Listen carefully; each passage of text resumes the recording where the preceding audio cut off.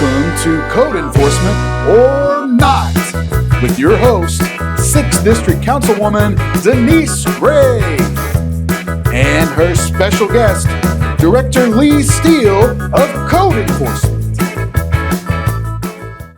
Hello everyone, this is me, Denise Gray, your Councilwoman for the 6th District. Today, in my second council comment of 2025, I am glad to bring to everyone Director of Code Enforcement, Lee Steele. Hello, good to be here. Lee, I'm just so happy to have you here today.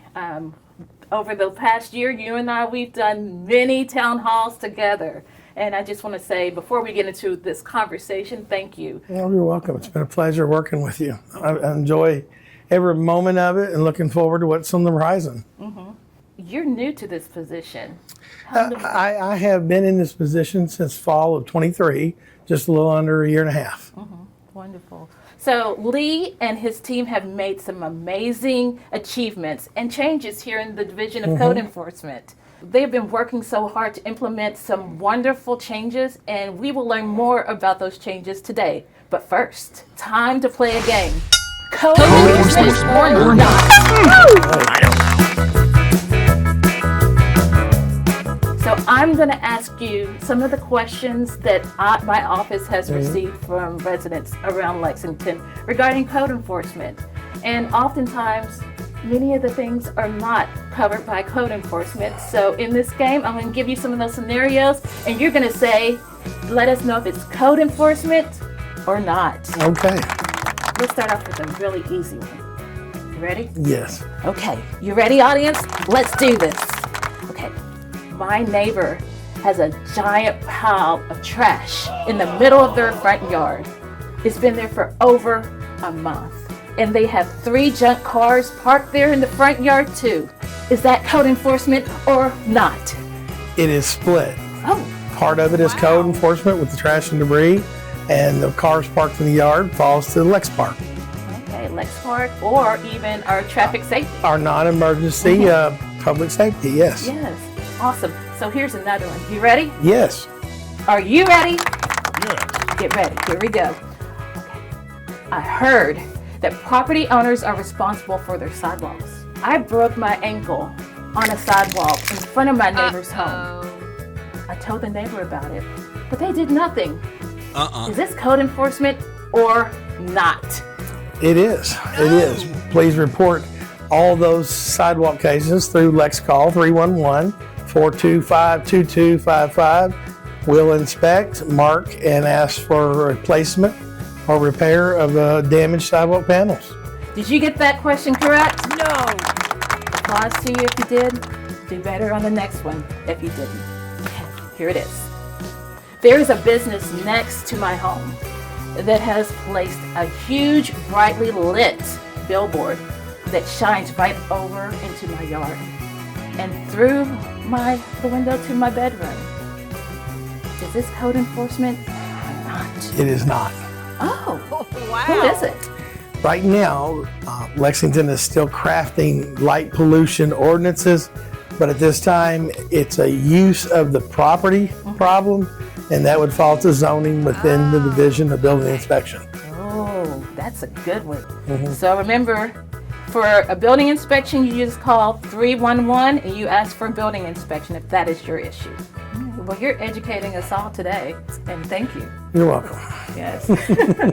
Okay, so this right here Okay. is my final question. So are you ready? Yes. Are you ready? Yes. All right, let's go. Here it is. My neighbors behind my house have so many chickens. Loud barking dogs and big trash bonfires. And their gutters are broken.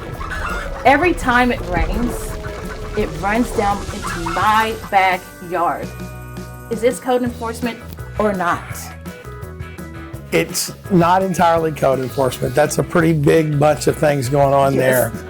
We can break it down. Right now, Lexington hasn't put a definitive number on how many chickens.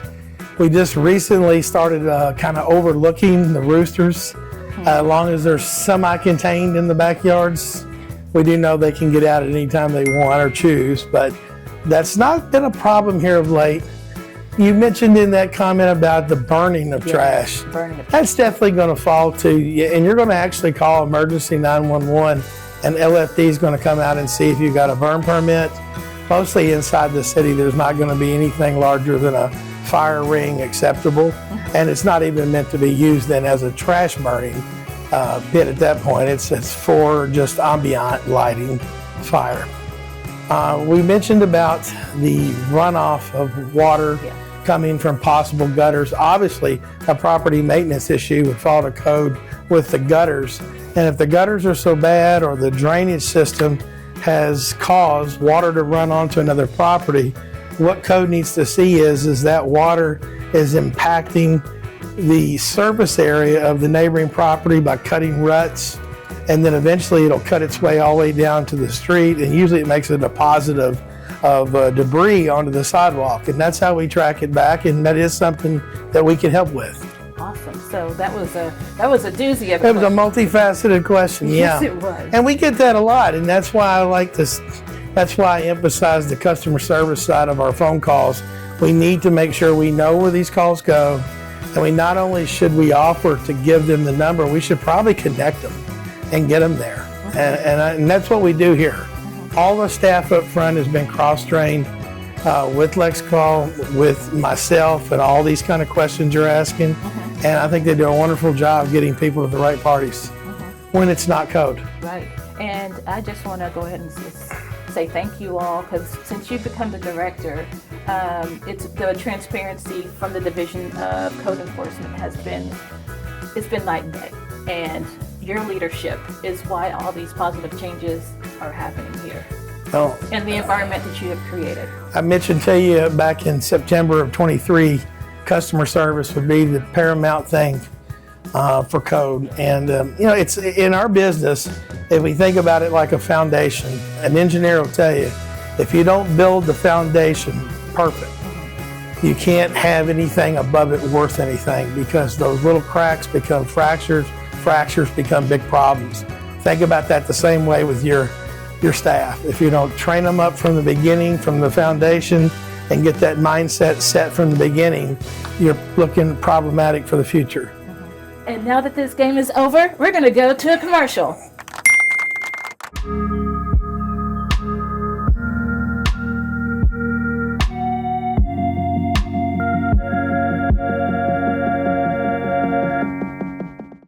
Well, thank you for returning after that commercial break.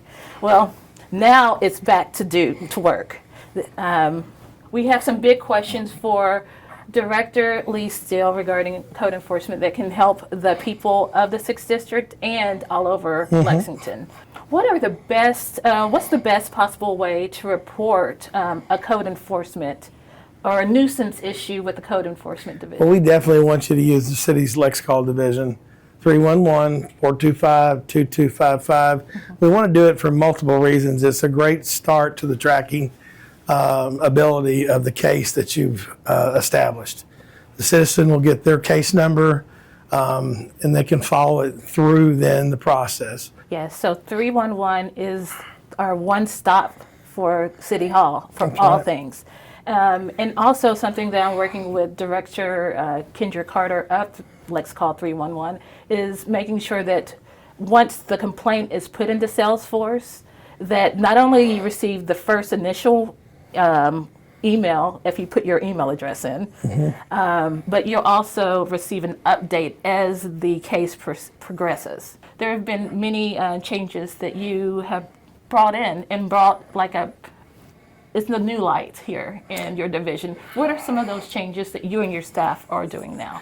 We didn't have a formalized professional training program here. Formalized training program just starts from the week before you get here. It takes you all the way through about your 5th week, get into your testing phase, all the way through to you go to your state certification levels. You're with somebody for the first 9 months you come in here. That's one of the major things we made a change in. A couple of things that I did on the procedural level that have made differences.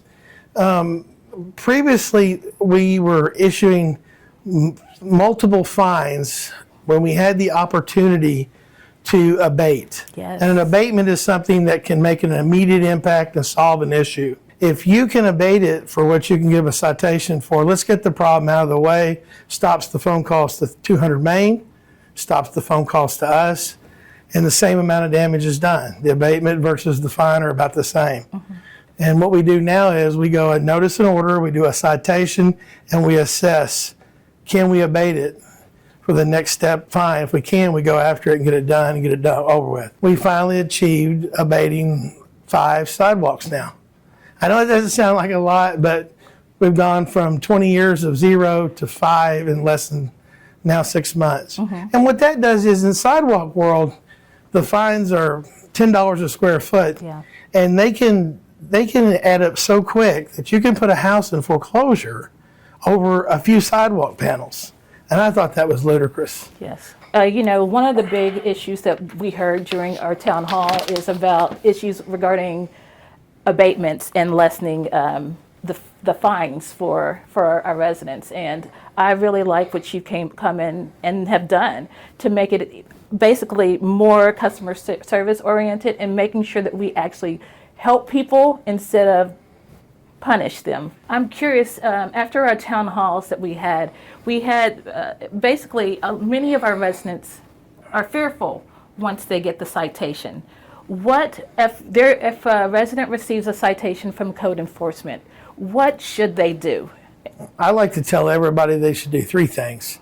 At the bottom of the notice, they're going to have the officer's phone number, his name, and his email address. They should go ahead and do a blast, in my opinion, write out one statement that they want to make contact to talk about this case, and they ought to copy and paste that into an email, and they ought to text the officer too. That gives them complete confidence that they've reached the individual they want to talk to. Once they open up that line of communication, the door opens wide open for them. What can be done? There's compliance schedules, there's alternate programs. It's just, we're able then to sit down with you one-on-one and tell you what you can do versus just what you would not know if you never called. Right. It's a new day here in the Division of Code Enforcement where they are willing to work with you to fix whatever you were cited for. So solution-based. We want to be known nowadays as a customer service-oriented, solution-based organization and not just enforcement. Are there any other abatement programs that the code enforcement offers? Well, I mean, we would consider our housing repair assistance program an abatement. Just to be short on that program, any owner-occupied homeowner that receives a notice of violation from our office, once we identify that they're owner-occupied, we shift them over to a program coordinator, Jerry Lucas, and then he vets them through Community and Resident Services. Once all the financial work is done, if they're approved, what that program will do is take care of that violation, and then we'll also do a life safety check of your home and see if there's anything else. What we're finding is most common, and I was pushing for this, we go in for one thing, but then I notice a 75, 80-year-old person has lost their balusters to get down their steps. Or they've isolated themselves to the side door only because it's one step out. And I don't want them not to have it one way out of their home. Right. So this program has been utilized in more ways than just making the repair that we came across. It's actually done some very good life safety stuff. So, as you know, our other biggest program, our number one big program is our cost share for sidewalks. Yes. But that program there has been fabulous, where what we do is basically, in a nutshell, we split the cost 50% with the homeowner. And also that program, all of these abatement programs, they are a priority for the council members. We just met and we are standing with you. We want to make sure that our residents have the resources and we have the funds so that sidewalks can be abated, and as well as the home repair. So we're about solution-based. We're trying to be as solution-based as you are and help our residents. Thank you for your time, and thank you, the residents of the 6th District and of Lexington, for tuning in to learn all of these wonderful things that the Division of Code Enforcement is doing in our community to make, because we're solution-based, customer service-based, And pretty soon, residents, when you complete your Lex Call 311 report or complaint on lexingtonky.gov, and you put your actual email in, you will start to receive updates of how that case is going along. So that way we keep you informed of what's going on. But thank you again for your time. Thank you for all the wonderful changes you have implemented. And as always, to you, the residents of the 6th District, see you soon.